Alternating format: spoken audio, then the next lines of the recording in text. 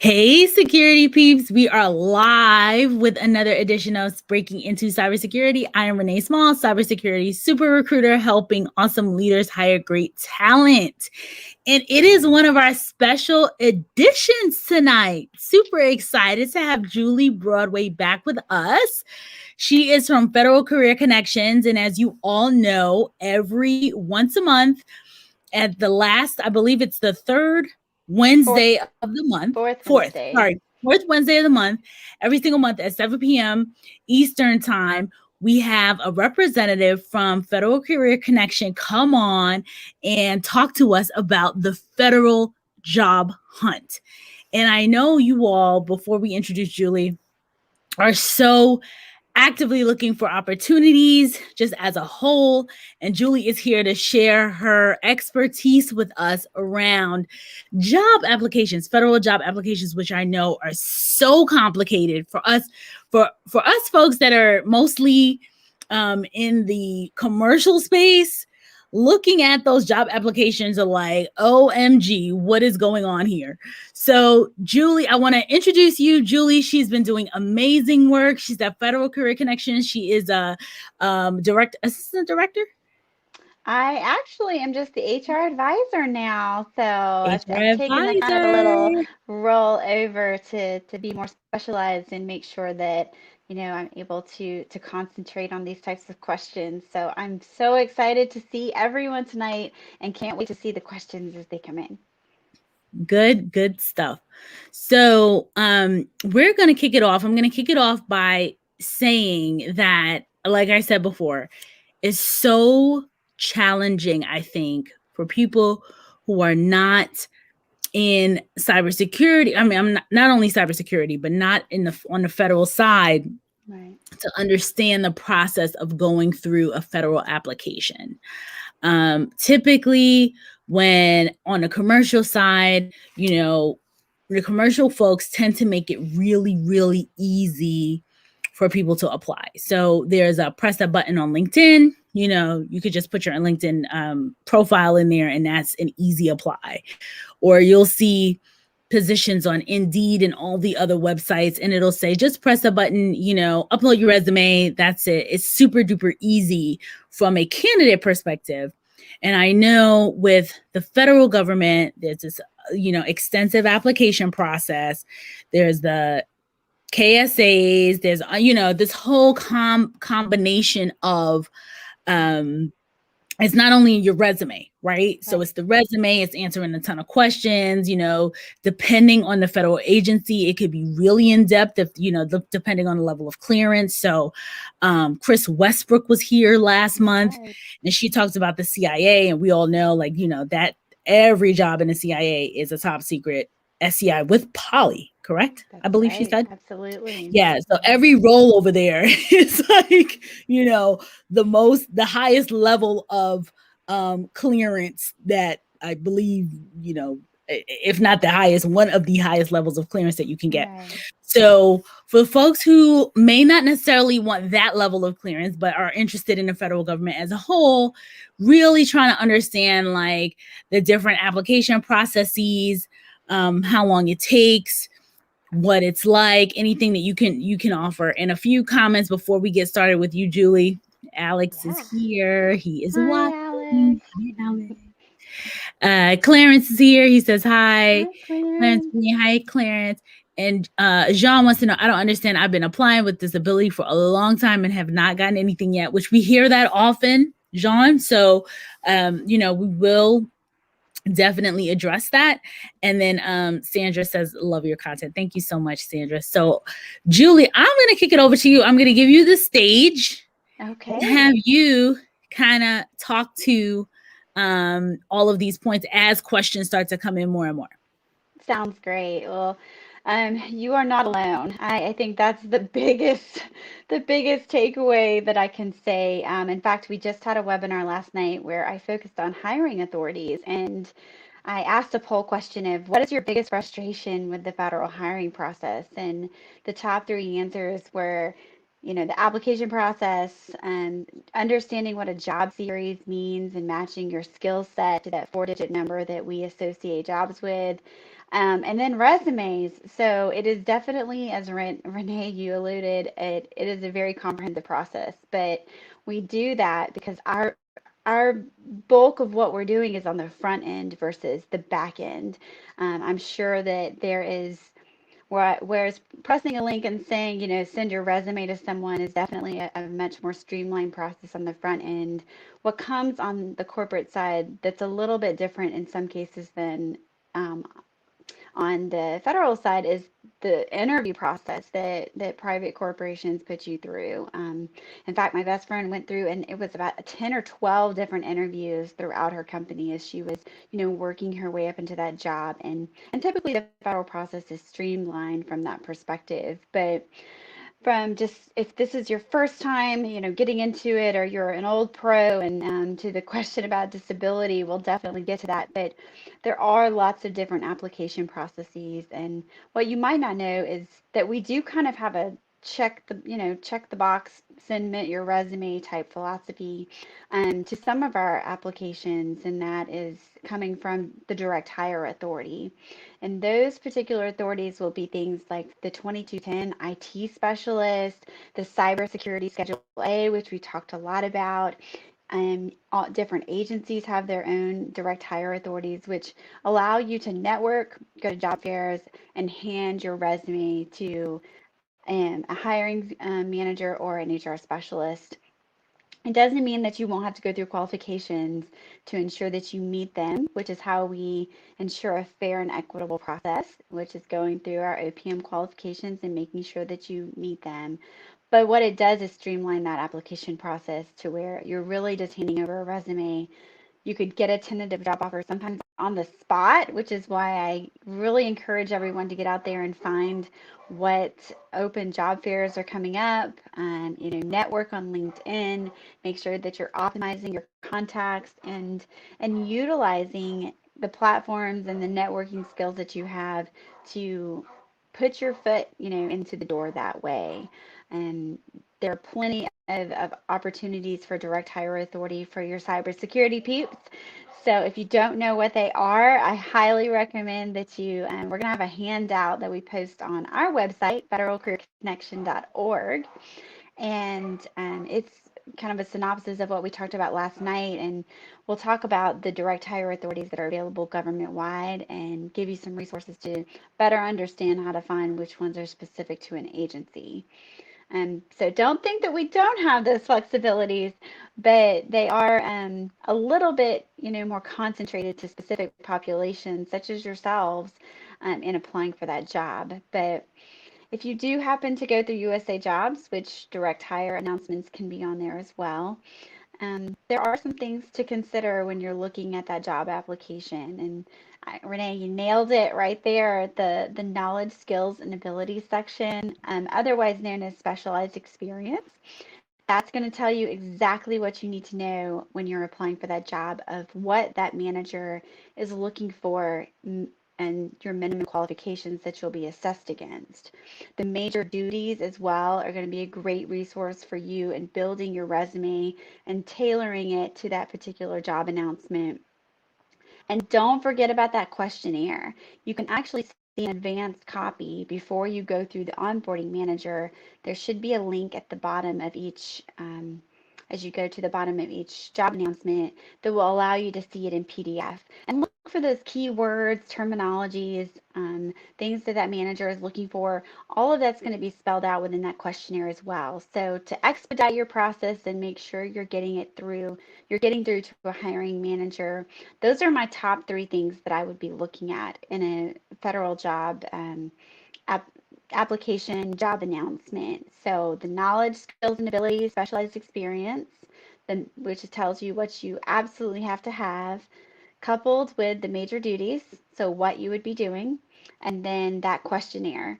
It comprehensively together, that is typically what a job description is, and one of the ways that you're going to be able to, make sure your resume checks the box, and those words and unique phrases that you would only have if you really did that job will be able to shine within your resume.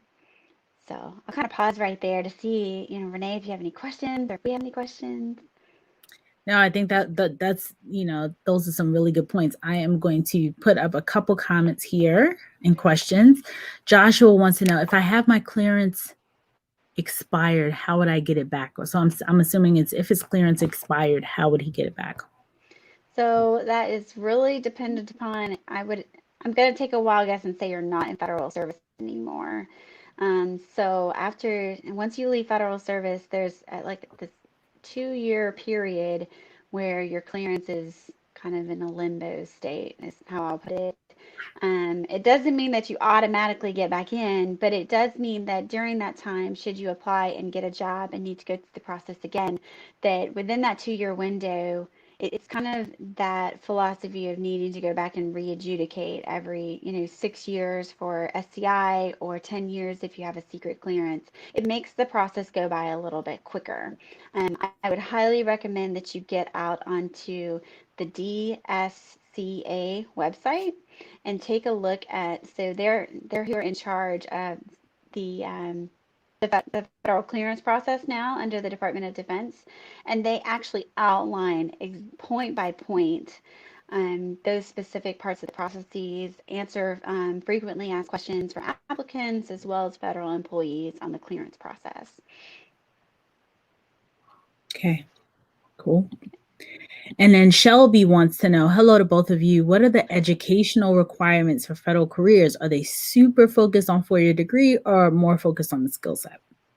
So Shelby, you bring up a really great question that came up this summer. We just saw an executive order come out last summer that kind of shifted the federal government's focus on education and making it kind of taking us back to the critical priority of you being able to do your job regardless of education. So we've been undergoing a lot of work at the Office of Personnel Management and within agencies to relook at our particular positions that currently have education requirements and see if that's actually a necessary aspect of that job, or if we can go back to an open,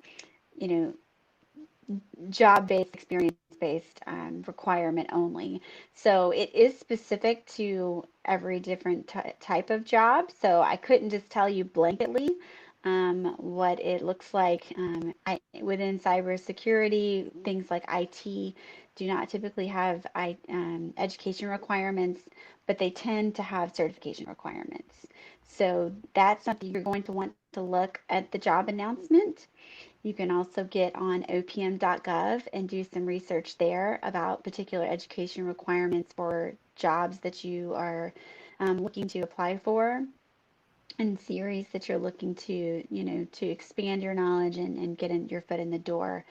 But if you ever have any questions, Shelby, come check us out at federalcareerconnection.org.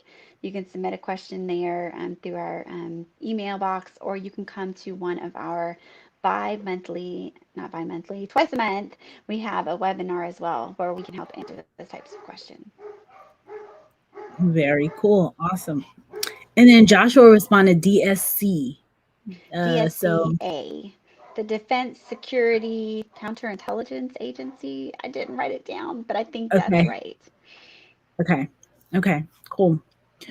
You know what I like that you talked about, Julie, that I think especially in the commercial space, like you said, super easy for us to apply on the front end. We get through the process, and then the back end is a little bit more complex. So that's when we do the background checks. That's when we do all of the thorough vetting happens on the back end, but the front end is easy to get people in the funnel. Whereas on the federal side, the front end is the tough part. So once you get through all of that, then, getting through the process, but then isn't there an additional back end? Like, they're not really, even though you fill out that form, they're not going through a whole, like, okay, we're going to clear you. Like, it's, I guess, a preliminary, hey, this makes sense. This person would be a fit.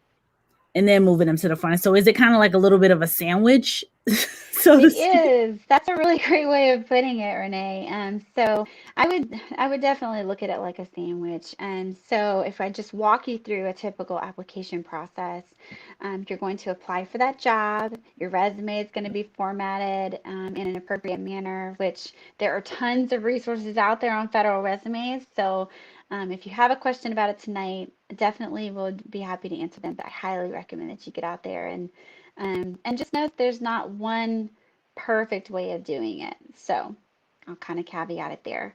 So once you submit that application, you press send, you've ensured that it 100% has made it to the application manager, and then it shows green and submitted.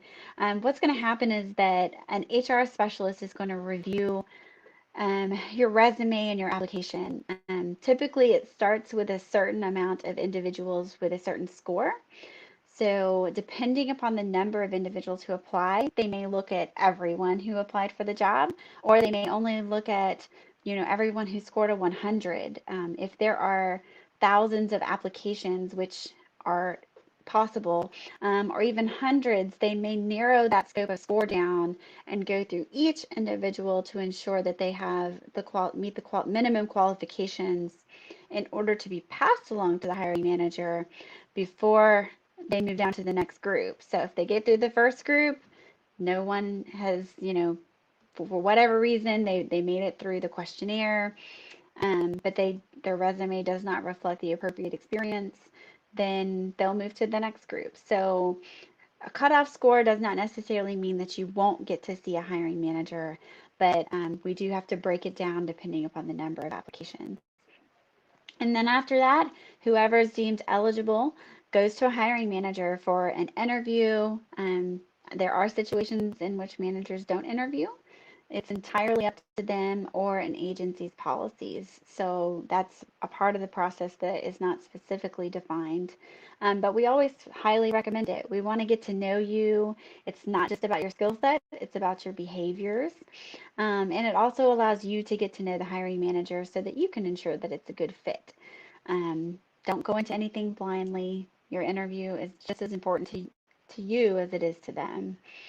And then let's say that you're selected for that particular position, then you're going to go through what we call you'll get a tentative job offer. Any onboarding pre-employment requirements are going to, which will have been defined in that job announcement. So it's completely, there's nothing that you're going to do that isn't disclosed to you in the beginning. So for you guys, it might be a security clearance, a drug test. There might be forms you need to fill out that are specific to that agency. And there may be, additional things that they may, have that they want you to, submit so that on day one, everything's ready to go. You're ready to go into orientation, fill out your new hire paperwork, and get started and really just, get embedded within that unit very quickly. So yes, it is a lengthy process. I think that most individuals find it frustrating of the fact that they may not hear from a hiring manager, and they've been referred or they haven't heard from HR for a long time.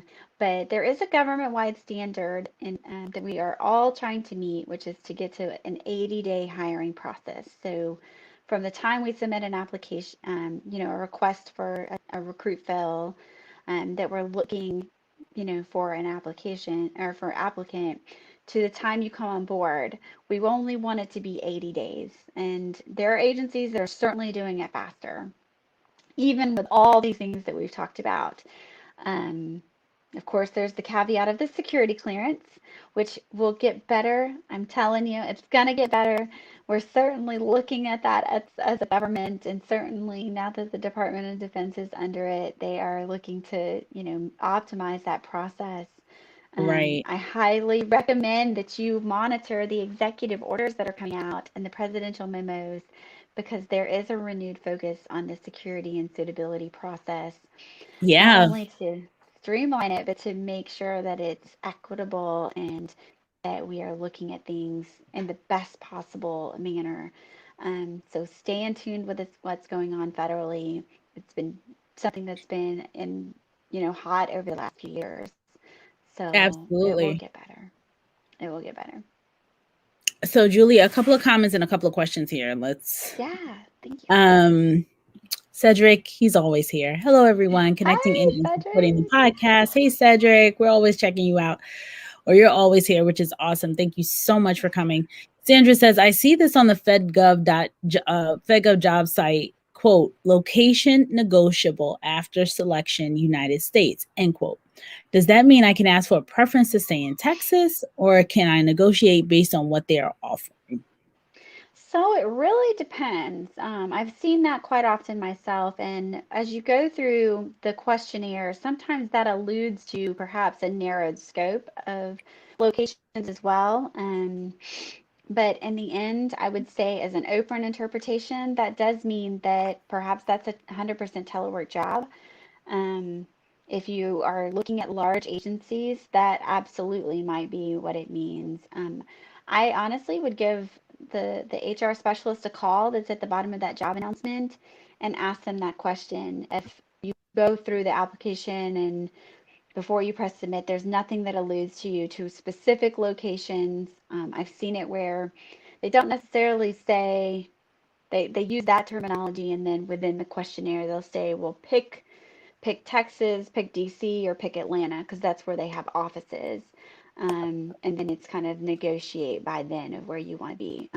So it's open-ended. Sandra, I'm sorry to not be able to confirm that, but I would say, call and ask if you aren't getting anything on that job announcement that helps you answer that question. And if you're qualified, there's nothing wrong with seeing what they can offer you. Maybe PCS funds or a recruitment incentive to get you to come on, to their location. Which the PCS is the moving expenses that they would pay for. Perhaps, they'll offer you a big bonus. So just, utilize your skill set to, your advantage, and call and ask those questions and see what you can negotiate to either stay or, to help you, get some additional funds to move.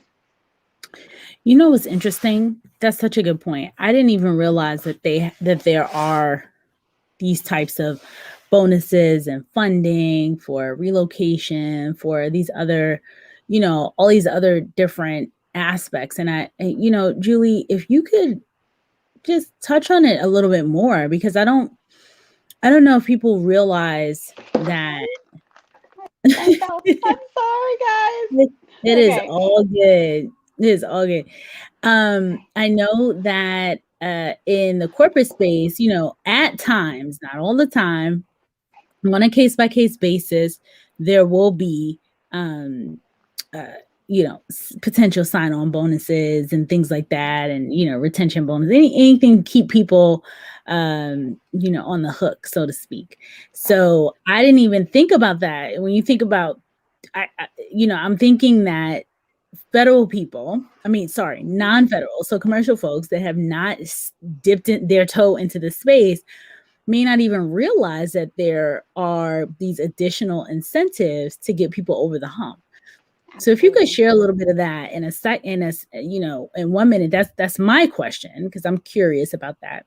And then there are a couple other questions coming on. So I'm gonna, as usual, share what the audience is asking about, and then I'll jump in with my own. So Rigoberto says, I applied for a sub job, I got referred, I was contacted by the agency for reference. All were submitted. Is this a good sign? That's an absolutely great sign. I that you're making it through the hurdles. Not every manager checks references, but again, I highly recommend it. For one, your references are not just, your supervisors. They can be, colleagues or customers that are just going to, emphasize the greatness of who you are to that hiring manager. So even if they don't ask, I always submit my references, because I want them to ask that question, because the people who don't, I mean, I've seen managers, completely discard resumes because they don't, provide references. So always put them in your job application. Some managers do reference checks up front. Some of them do them on the back end. You never know what they're doing, as far as what they're, going through in order to, narrow down their list. If you got a list of 50 people, it may not just be, you may have 50 amazing candidates, so you have to get it narrowed down in some way. But I'm so Mhm. excited for you, Mr. Fernandez, and I really hope the best for you because you're definitely getting towards a tentative job, being considered for a tentative job offer. That's so awesome to hear. That is cool. Sandra, she said, thanks for the great information, and she appreciates the recommendation. So Absolutely. all the information that you gave prior was awesome. All right. So back to my question Yeah. So about the this is a application. really good one, and I completely understand where you're coming from. It's not one that it is one that we talk about, but it's not one that people seem to really absorb, I think, and thinking about what you can negotiate. There are some things you can't and some things that you can. So that some of the things that you can't kind of depend upon the type of agency that you're applying for. So that's where the competitive service versus the accepted service comes into play. On the competitive service side, in order to offer incentives like we call them the three R's, which are the recruitment, retention, so if you're a current federal employee, or the relocation bonuses, those are all three bonuses, they have to be disclosed in the job announcement in order for everyone to know fairly and equitably that we are offering these type of incentives. But for accepted service agency, it depends upon their job processes and policies. They aren't governed the same way. And so they absolutely may be able to offer you that if it's within their agency policy that they do that. When you go to job fairs and perhaps you're being considered on the spot through a direct hire authority, those have different conditions as well. So my rule of thumb is to always ask. If you're applying for a job, if it's not listed on the application, 95% of the time, you won't be able to ask and receive those authorities. But it never hurts to ask, and we're here to help educate you. But some things that are a little more negotiable for you would be things like perhaps student loan repayment. That is something that you could ask your future boss for. It's typically disclosed in the announcement, but if it's not, and you have student loans, ask.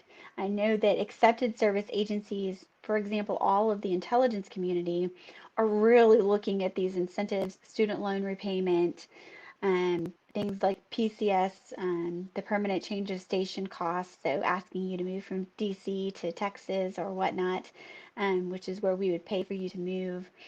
All of those are a little bit more flexible for them and certainly something that's helping them to be competitive with the private sector.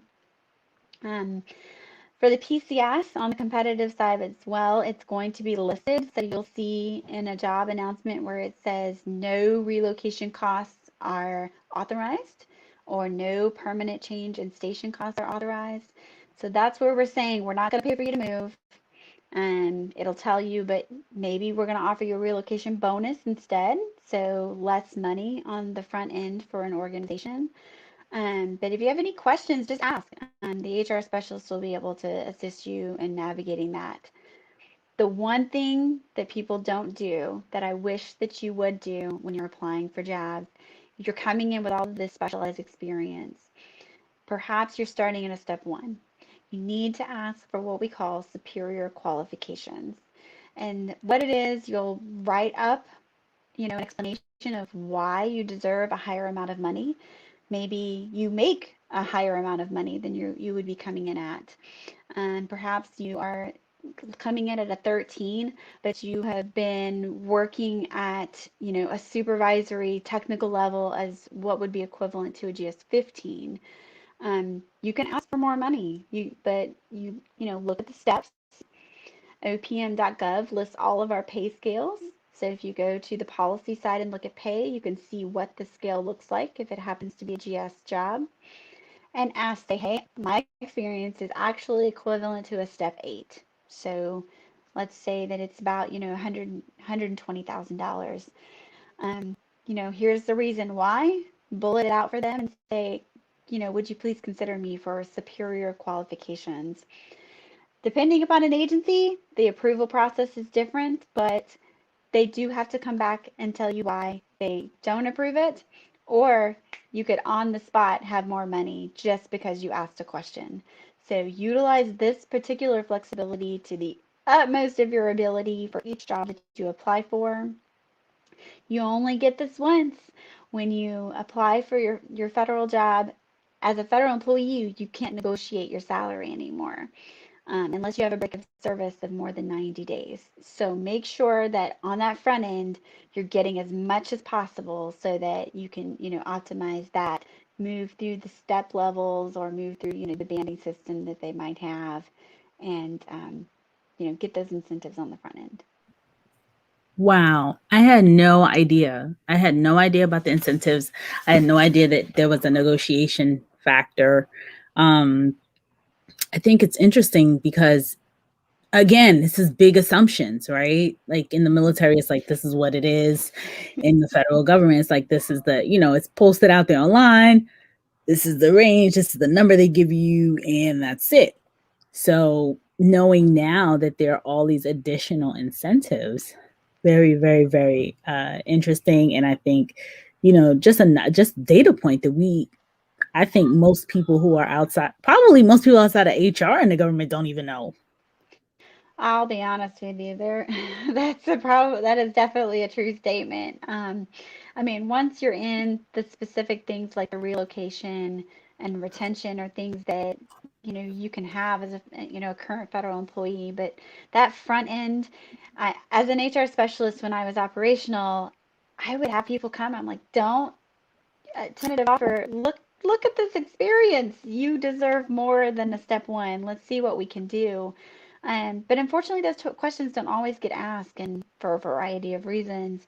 And perhaps there's no funding in the organization to do it, and so they kind Yeah. of have to go with what they've got.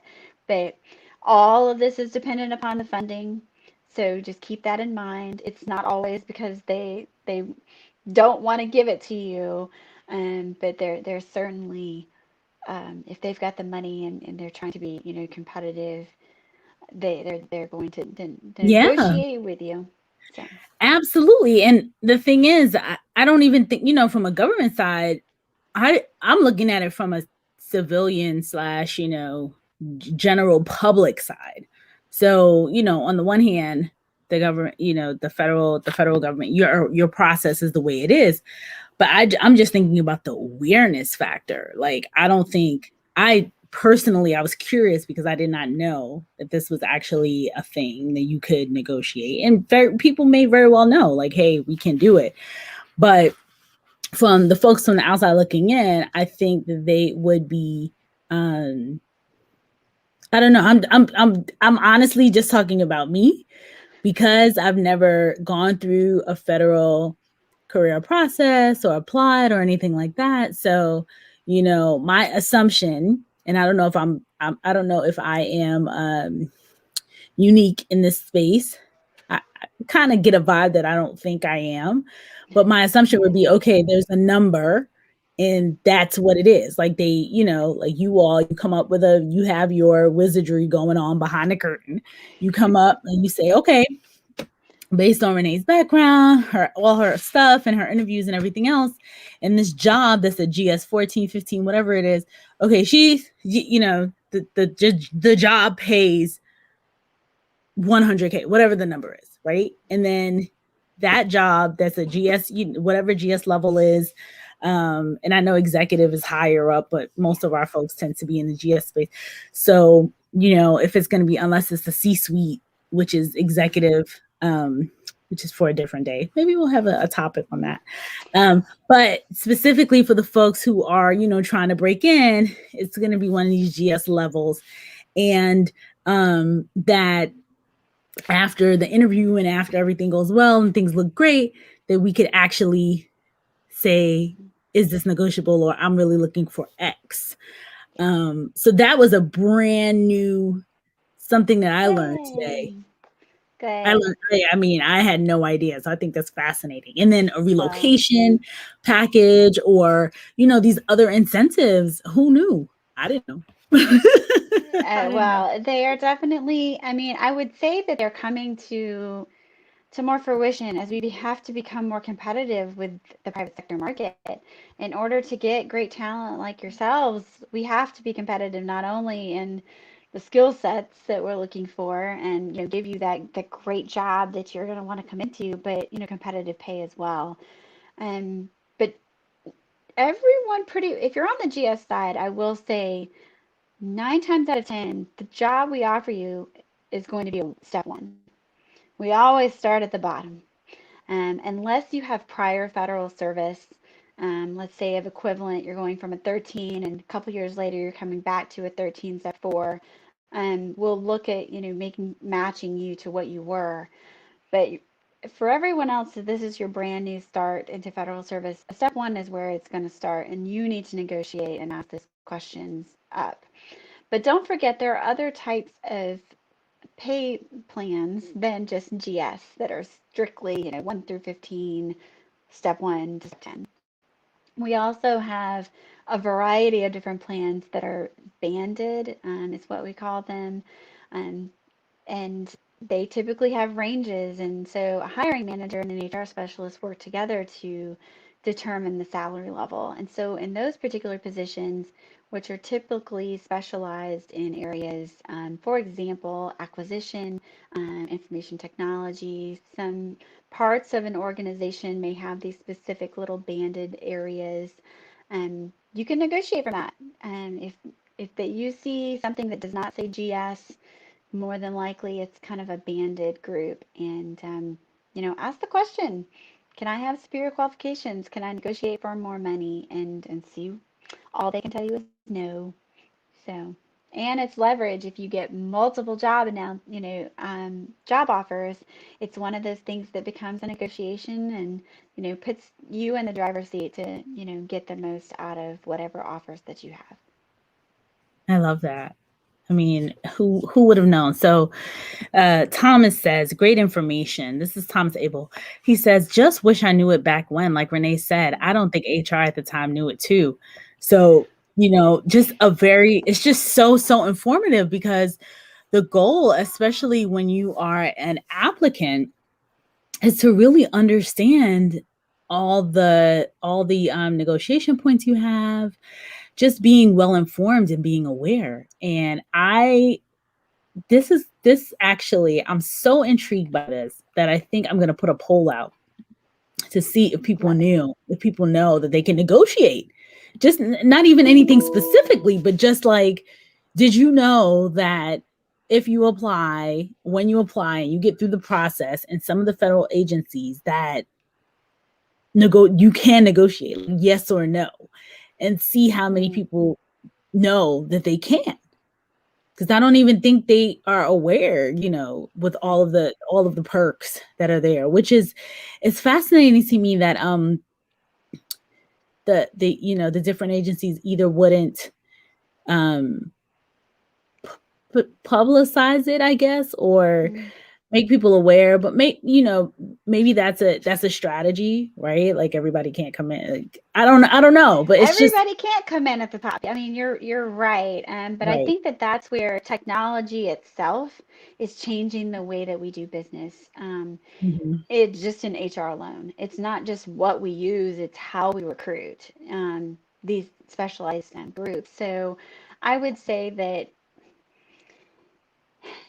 at Federal Career Connection, we talk a lot about owning your job application process. And so getting in touch with these resources, I think I put a couple on the handout that I had previously given you. Maybe we can recycle that of common terms, hiring authorities.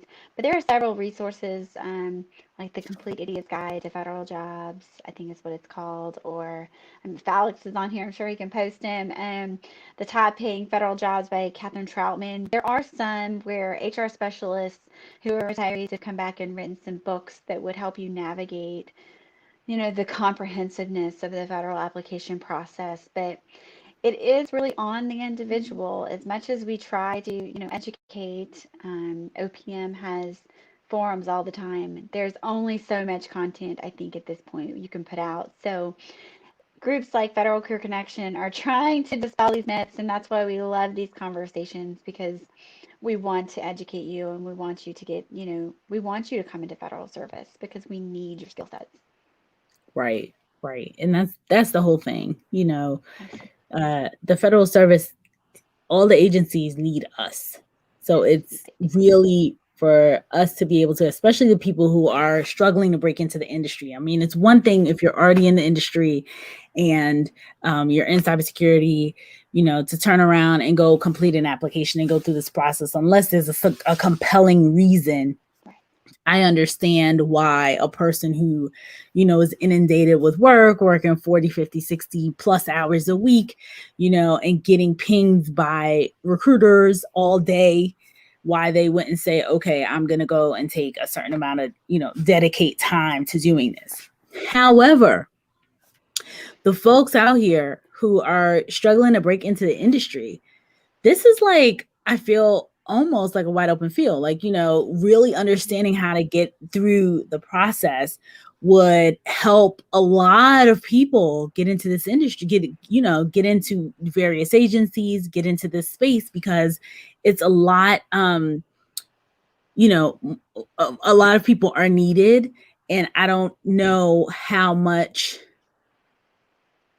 competition or strong competition, not necessarily competition per se, because people apply all the time, but like, if you were really, really strong in your field and other people may not be, it could be another opportunity. So, the reason why we have these federal career connections is to get people more comfortable in breaking into the federal space and truly understanding like the whole entire application process. And I know that for us, Julie, today it's an hour, so we don't have the time to really break it all completely down. But just sharing this component and sharing that, when you get to this point, you can negotiate things like that, it's a complete mystery when it comes to me, for sure. Well, I don't want to, one of the questions that we have, I don't want to lose track of. So the disability question that came up about how, you've got a disability. I don't know if you're a veteran or if you're truly a Schedule A individual with disabilities. I highly recommend that if you're a veteran, you get out on the Fed's HireVets.gov, I believe it is, and look at the Disabled Veterans Authorities. It'll walk you through the application process and things that you need to include when you're applying for federal jobs. But the other is Schedule A Hiring Authority, which we went into a lot of depth with last night. So you'll have to start coming to Federal Career Connection and we can walk you through these authorities. But for a quick resource, get out on the Department of Labor's website, put in disability hiring, and there is a resource called the ABCs for applicants. And that will walk you through all of the resources available, the procedures in order to, you can go through non-competitive hiring as an individual with a disability and a disabled veteran. And then there are resources such as the Bender List, which is through Bender Consulting, that will network your job and resume for you. And then finally, you will have oh, now I'm going to have a brain moment. You will have selective placement coordinators is what they're called on opm.gov. Selective placement coordinators. And these individuals, it's a list of individuals federal wide that will help individuals with disabilities to find jobs federally. So please get out there, look at those resources. If you have any questions, connect with me on LinkedIn. Tell me that you watched me on this podcast, and I will be happy to help you.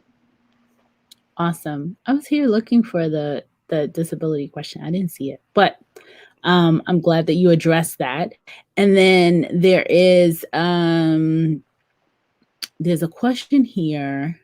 Joshua says, I love consulting and I don't want to stop, and it pays well, but I'm always looking for part-time or temporary opportunities. Do you ever see jobs like that in the federal government? Absolutely.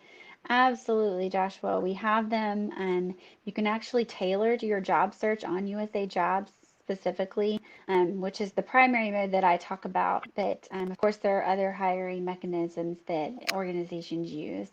But on USA Jobs, when you're doing your filters that will send you reminders for jobs that are available, you'll just select if you want part-time, perhaps intermittent.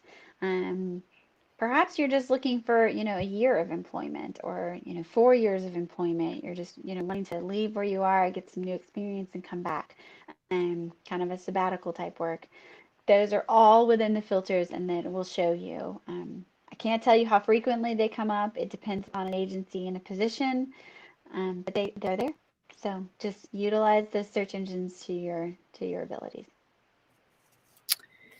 Cool. Excellent. So, Julie, I know we are about 7 minutes out because, it is almost coming up on 8 o'clock Eastern, 5 p.m. Pacific time. But I wanted to know if there were any, final thoughts when you talk about just federal career applications, what people can do, how I don't know if there's a way to make it easier, make it seamless. Obviously, you want to go to Federal Career Connections and make sure that you are connecting with these awesome people. Julie is phenomenal. There's just a whole group of people. Alex is awesome. Chris Westbrook was here talking about the CIA and opportunities over there. And I mean, she's just fascinating too, with her background and being in the CIA. Her mom was in the CIA, which I thought was fascinating. So just understanding and providing information around applying, because I think that's where a lot of people may get hung up. They may just fall off the map. Like, I can't complete this anymore. This is really long. Or, can you give us an idea? And this is such a broad question. I don't know if you'll be able to answer it, but I'm curious as to if there are any easier entry agencies or easier entry jobs, anything where, the application process isn't as extensive as, say, for example, like a CIA application, which, Chris said straight up, they didn't change it. You have to put in all that info. They want people who are committed. If you can't fill out the application, good luck. That kind of a thing. So, are there any agencies that are kind of like on the opposite spectrum when So it comes there to are over, applications? that's a really broad question, and not one that I would specifically be able to Yeah. answer. There are over 400 different federal agencies. So the application process could be completely different depending upon the flexibilities that they've been provided. But things like direct hire authorities, I highly recommend you get out there and research that more and see if you qualify for one of them. I have no doubt that someone in your group applies for at least several of them, let alone just one. And then understanding the hiring authorities that are applicable to you. The streamlined ones, for example, Schedule A with disability or some of the veterans authorities, don't require you to compete. And so you really need to utilize your network, get on LinkedIn or other platforms, go to job fairs, virtually or not, and utilize, your networking skills in order to get your foot in the door that way. The only thing I can say just in closing that I would just be tenacious. Even myself, when I'm applying for promotion opportunities or reassignments to a different federal agency or a new job, those you have to be tenacious in your job process and don't just accept an answer because it comes from an automated system.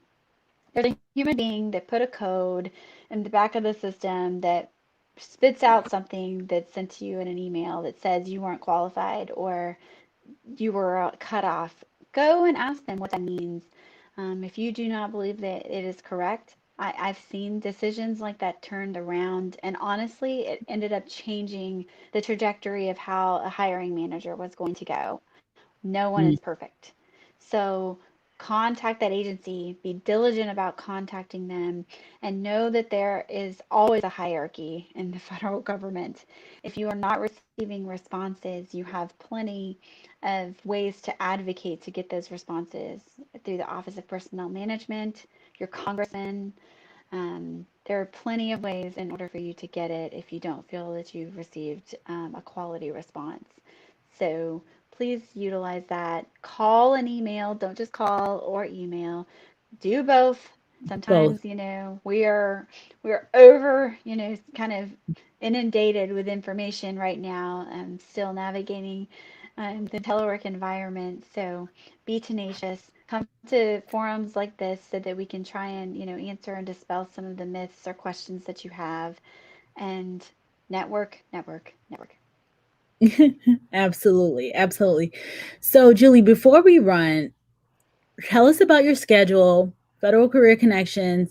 How often do you have informational sessions like these? I know you do so much. You do coaching. You guys have been around for forever. So I just want to plug Federal Career Connection. Everybody, I'm going to make sure that after this podcast, I'll tag everything, tag Julie and FCC and everyone else that's involved, Alex, all the people that have been on here in the past. So, in 1 minute, can you talk to us about how often, Yeah.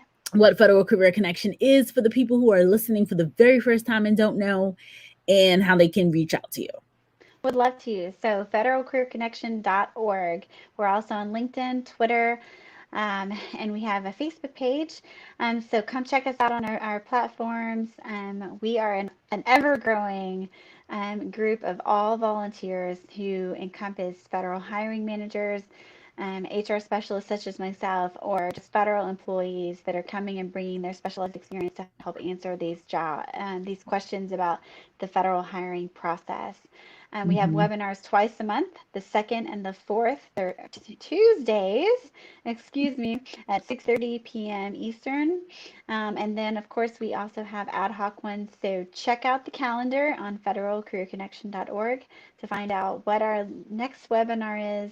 We're having part two of the federal hiring process on the 9th of March, I believe is what that Tuesday is, and where we'll be going over things, what a job series is, kind of taking what we talked about yesterday, the hiring authorities, and plugging it into helping build out your resume next. So we would love for you to come speak to our experts and, just streamline yourself through this process. Excellent. Awesome. Well, Julie, once again, thank you so, so much for being here. You are amazing, and the team is amazing. Coming on here and sharing with this audience information around the federal careers is so important. So many people I know, I know people ping me all the time behind the scenes like, hey, how do I get into the federal government? What does my resume need to look like? What is the application process like? And they want to know what I know. And so I'm so, so grateful for you to come on and share, this little nugget around the application process. It is very, very, very important because people outside of this space have no idea that this is even possible. So thank you. Thank you. Thank you so, so much. And for all you folks out there, make sure you connect with Julie Broadway. She's amazing. She's been on here, 3-4 times already in the last 6-7 months. Every other month, I feel like she's here sharing her expertise and talking about, breaking into the federal space. So, Julie, any final words before I sign off?